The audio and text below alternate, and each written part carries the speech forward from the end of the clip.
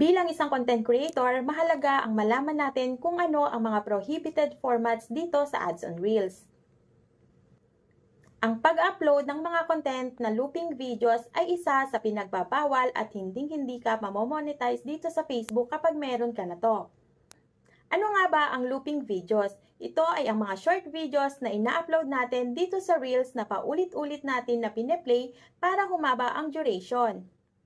Isa sa example ng looping videos ay ang mga GIF na ginagawa nating Reels, nilalagyan lang natin ito ng music. Or ang mga short videos na ilang beses nating iduduplicate para humaba ang duration ng ating videos at lalagyan natin ng music. Bawal na bawal po ito.